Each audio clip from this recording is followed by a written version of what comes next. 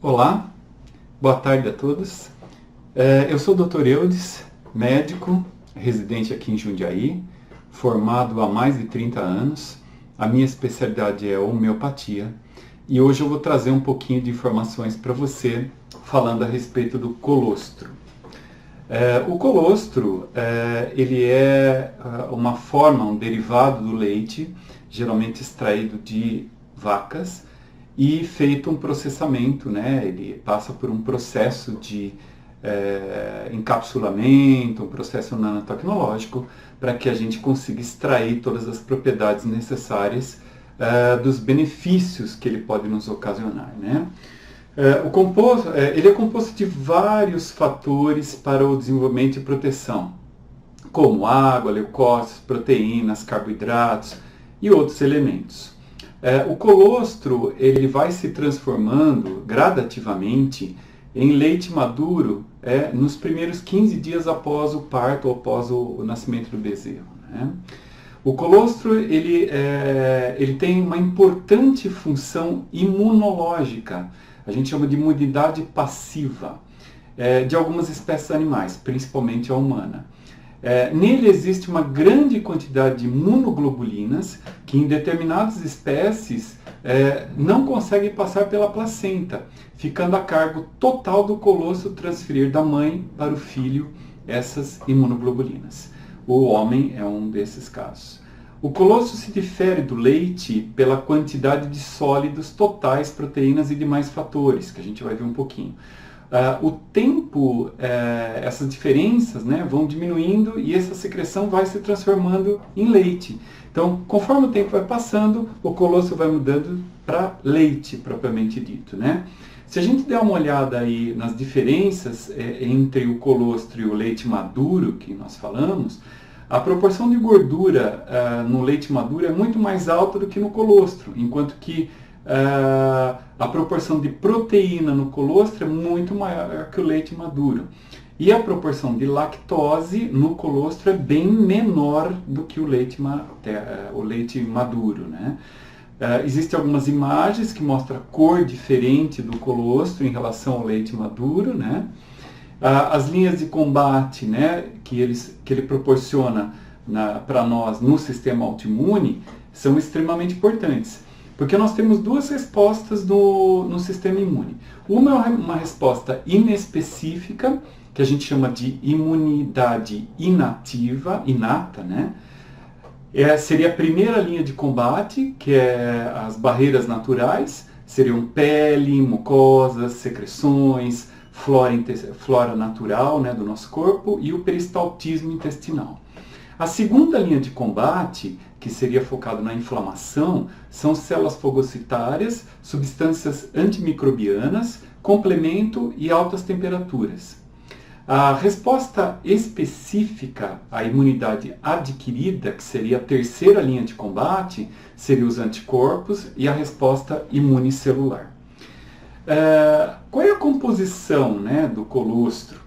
O colostro ele é composto por fatores nutricionais, energia, proteína, vitaminas, minerais, carboidratos e gordura, fatores imunológicos, IgA, IgM, IgG, IgD, IgE, lactoferrina, polipeptídeo, oligosacarídeos, citoquinas, lactato, albumina e lisossomas. Fatores de crescimento e desenvolvimento, o PDGF, o EGF, o IGF-1, o VEGF, TGF-alfa e o TGF-beta. A gente vai tratar um pouquinho desses fatores um pouquinho mais à frente. Mas vamos lá. Os fatores, um dos principais fatores, um importante fator, é o IGF-1, que ele é o fator de crescimento encontrado no colostro. O colostro dos bovinos contém a maior concentração natural de IGF-1. O IGF-1 ele é um hormônio homólogo à insulina, denominado Insulin-like Growth Factor. Além da semelhança estrutural com a insulina, são considerados hormônios anabólicos por aumentarem a captação de glicose e aminoácidos nas fibras musculares.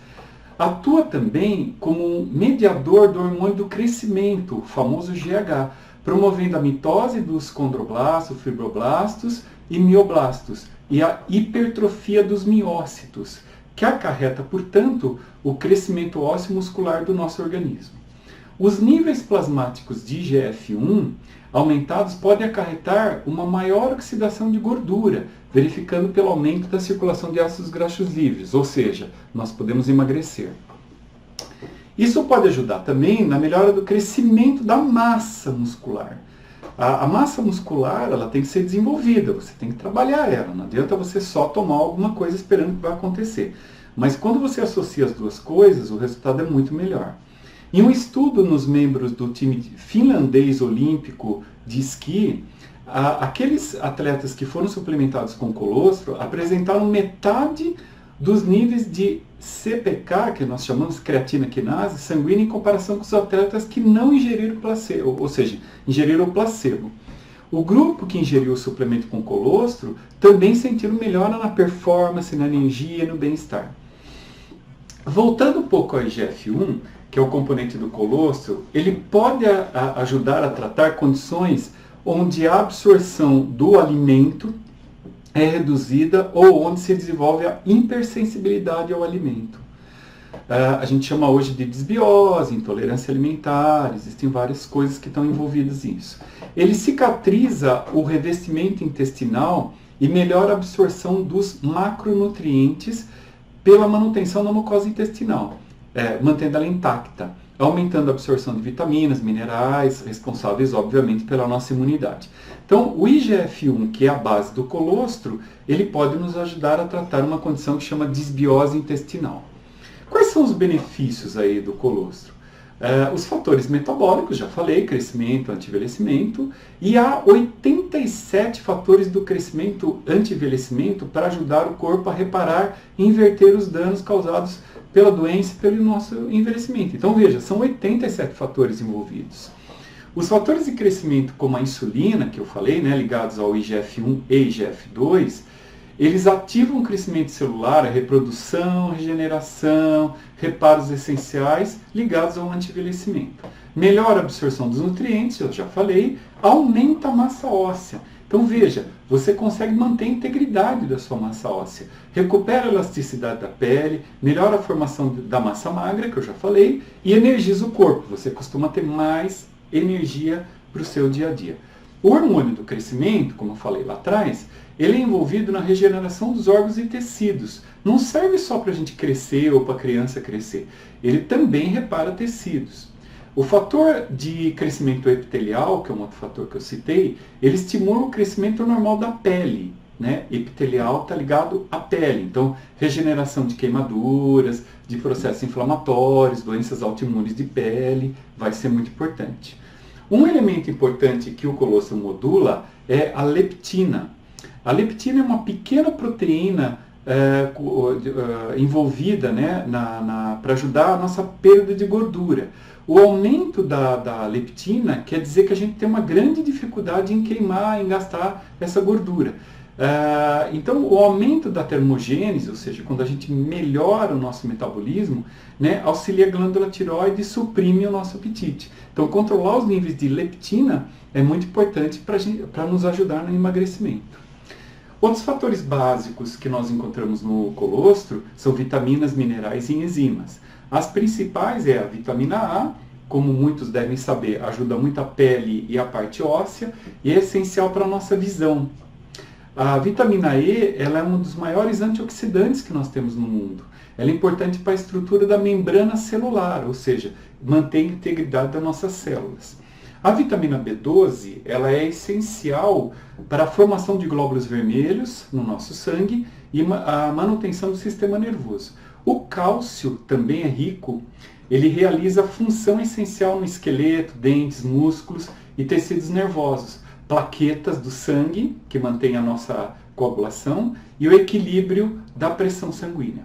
O enxofre, ele é um elemento crítico, e ele mantém a integridade dos tecidos conectivos e estruturais. São aqueles que ligam tecidos a outro, ligam a parte óssea, ligam as nossas articulações também. As enzimas, são várias, e ela promove uma construção no nosso corpo, ou seja, o corpo precisa de muitas enzimas para funcionar bem, principalmente na parte digestiva. Nós temos alguns fatores essenciais, como 17 aminoácidos, participam da construção de hormônios, dos músculos, tecidos conectivos também. Eles formam proteínas para a formação de células e reparo dos tecidos. Eles também formam anticorpos para combater a invasão de bactérias e vírus. Eles formam nucleoproteínas, que é o famoso RNA e DNA, que carregam oxigênio através do corpo e participam na atividade muscular. Importantíssimo você ter aminoácido. Se você não tem aminoácido, você não vai fazer as funções metabólicas funcionarem adequadamente. Os gliconutrientes, as moléculas mestres que a gente fala, que facilitam uma comunicação de uma célula para outra e tem a função de incentivar a célula NK, a regeneração da célula B, né, da beta, apresentando-se de modo que o ataque do sistema imunológico contra os invasores estranhos ao organismo seja melhor. Então, os gliconutrientes vão agir ali protegendo o ataque de microinvasores. Os ácidos graxos, eles constroem as membranas celulares e podem reduzir o envelhecimento. O mecanismo de ação do colostro, ele contém os mesmos fatores de resistência à doença, que são as imunoglobulinas, que são encontrados no leite materno humano e no leite de vaca não pasteurizado. Então, a preparação especial do colostro não é qualquer colostro que você sai por aí tomando, né? Você vai lá, pega uma vaca, quando ela vai amamentar o bezerro, você pega o colostro, põe na canequinha e toma. Não é bem assim.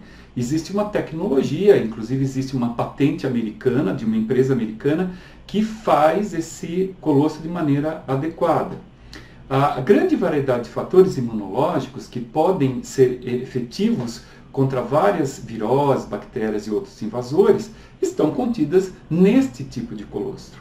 Enquanto esses fatores imunológicos são as imunoglobulinas, né, os anticorpos, a lactoferrina, as glicoproteínas que eu já falei, a citocina do tipo IL-1, IL-6, interferon, e vários polipeptídeos, os fatores de crescimento, as vitaminas e os minerais, a tecnologia para você usar isso tem que ser muito importante, tem que ser muito bem feita, senão você não vai ter esses benefícios, ok?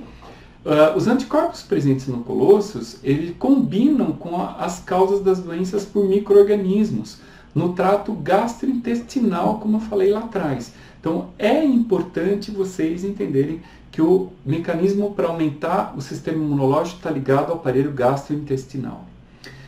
Pela adesão a patógenos, o anticorpo do colostro, eles podem reduzir as propriedades adesivas das bactérias e diminuem a habilidade de atacar o aparelho do intestino, e podendo prevenir isso, prevenir essa ação, né? A gente chama de translocação bacteriana.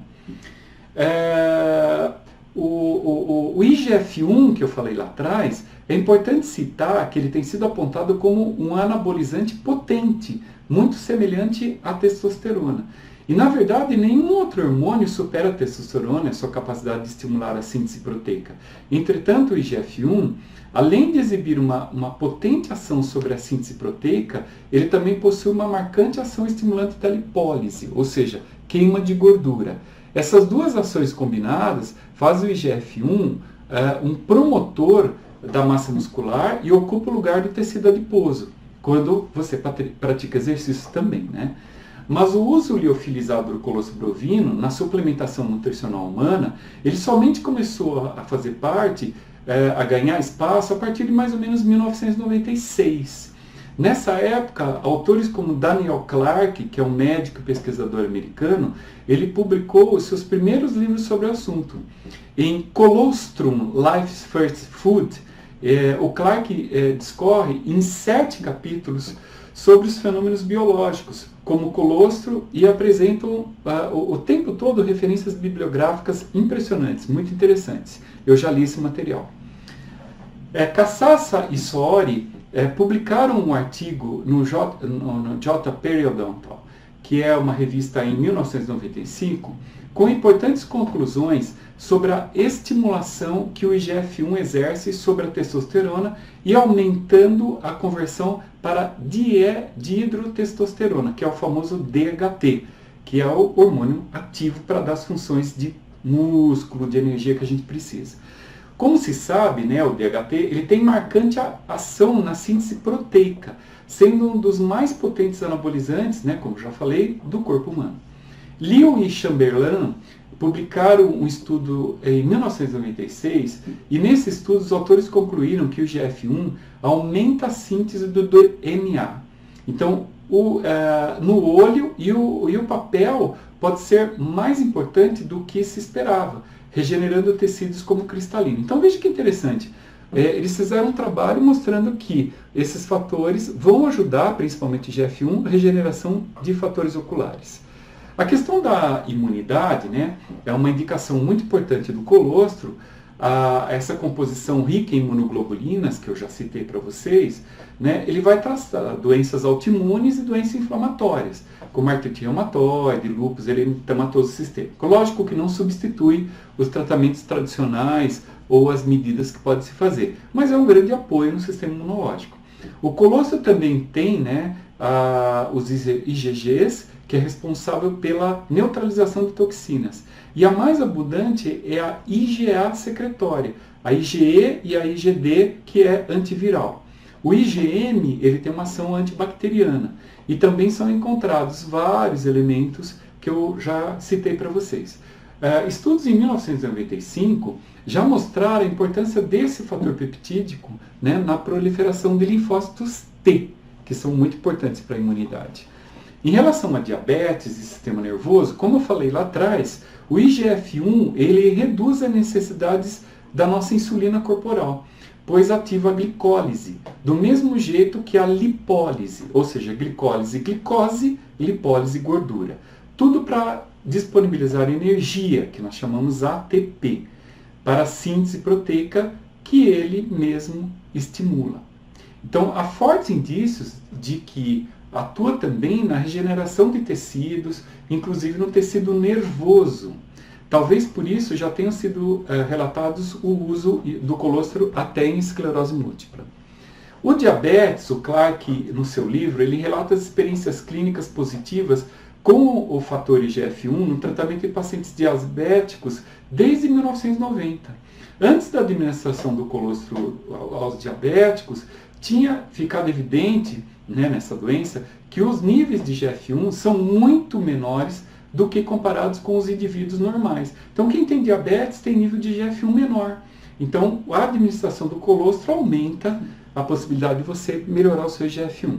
Então, a administração do IGF-1 através do colostro bovino reduz a necessidade de insulina em alguns pacientes. A questão da cicatrização é outra questão muito importante. Em 1983, Spohr e Coles descobriram que o IGF-1 continha uma proteína que estimulava a cicatrização global, não só de pele. Esta substância foi desvendada, né, e hoje conhecemos como IGF, Epithelial Growth Factor, que controla a reprodução epitelial. O IGF-1, ao que se observou também, atuaria intensamente na produção celular. Vários outros pesquisadores, incluindo Gil e Sanches, descobriram que na ausência de IGF-1, IGF e TGFs, que é o Transforming Growth Factor, as células não replicam o DNA e nem se reproduzem. O colostro bovino, como fonte rica de IGF-1 e EGF, podem ser muito bem empregados na suplementação prévia e posterior às grandes cirurgias, cirurgias plásticas e assim por diante. A massa muscular, eu já falei para vocês, né, que o IGF ele é 10 vezes mais potente do que os fatores de crescimento normais, então ele é muito importante para esse fator. E vamos falar um pouquinho de câncer. A defesa contra o câncer, o colostro ele promove o desenvolvimento de uma forte defesa imunológica e pode equipar o corpo para se defender contra o câncer. O colostro ativa a produção de um elemento que se chama GCMAF, que é o fator ativador de macrófagos da proteína de ligação derivada da vitamina D. Esse baita nome aí é crucial para o funcionamento saudável do sistema imunológico. Ele repara os tecidos, né, os danos teciduais, apoia o sistema imunológico na prevenção de infecção, incluindo crescimento e disseminação de câncer.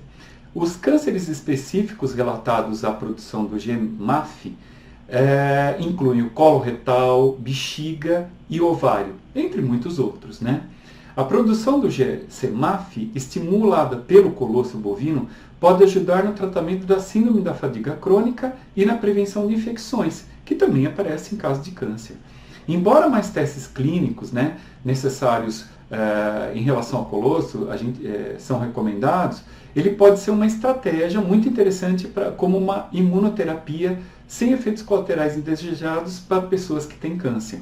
Então está aí uma oportunidade para a gente agregar elementos, né, ao tratamento do câncer. Obviamente, você não vai deixar apenas um elemento, você vai agregar outros tratamentos que são indicados e muito bem conceituados hoje em dia. Um peptídeo conhecido como beta-defensina 2 humana, HBD2, foi encontrado no colostro leite humano, né, principalmente, no bovino também tem. Ele estimula a atividade do sistema imunológico também, defendendo contra infecções bacterianas, possivelmente graves e fatais. Dentre elas, nós temos o famoso Acinetobacter, que é uma bactéria importante, aparece muito em hospitais, a Pseudomonas aeruginosa, que é uma bactéria extremamente agressiva, a Escherichia coli, muito comum nas infecções urinárias, e a Salmonella, muito comum em infecções do trato gastrointestinal.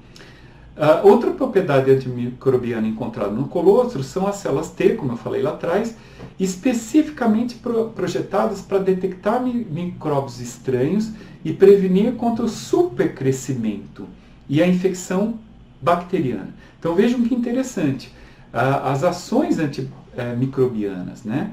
E tem os diferentes tipos de citocinas pró-inflamatórias que foram detectados no colostro bovino, com destaque a IL-1 beta, IL-6, o TNF-alfa e o TNF-gama. A concentração dessas citocinas é significativamente maior na primeira secreção láctea pós-parto em relação ao leite, ou seja, qualquer tipo de leite. Rajgawara, em 2000, ele já falava isso num trabalho apresentado. Então eu estou expondo para vocês uma série de fatores imunes, uma série de propriedades importantes. Vou falar de uma que é a lactoferrina. É um composto contido no colostro e é uma proteína necessária para o metabolismo do ferro. Os órgãos e células do corpo têm receptores para proteína, né, para essa proteína se ligar e inibir respostas autoimunes e inflamatórias, desencadeadas por vários problemas, principalmente aqueles que eu falei do intestino com desbiose. A lactoferrina ativa as células T e regula as vias de antígenos e promove a atividade enzimática. Também exibe fortes propriedades antioxidantes e desintoxicantes que reduzem a inflamação sistêmica e pode reduzir o risco de câncer e outras doenças inflamatórias. Como resultado da capacidade da lactoferrina de reduzir a inflamação e eliminar os radicais livres, o colostro contendo a lactoferrina protege o nosso corpo de compostos invasores, né? Como água, alimentos contaminados e com patógenos e alimentos quimicamente preservados e alimentos com antibióticos. Então ele pode conferir uma proteção. O sistema linfático torna-se menos prejudicado por compostos tóxicos, que são empurrados do nosso intestino por os nossos gânglios linfáticos e se dissemina pelo corpo. Como resultado do colostro, também ele pode reduzir sintomas da gripe, por esse mecanismo que eu acabei de explicar para vocês. A lactoferrina tem uma composição, né, ela tem também uma propriedade importante e deve ser muito considerada na terapia com o colostro. Reações adversas. Nenhum efeito colateral foi verificado em pessoas que tomam até 60 gramas por dia do composto especial com colostro. E contraindicação praticamente a gente não tem nenhuma. Eu vou deixar algumas referências bibliográficas, eu acho que é importante a gente ter contato com elas, né? E queria agradecer a atenção de vocês, espero ter sanado dúvidas, ter conseguido melhorar aí as informações para vocês, e meu abraço para todos.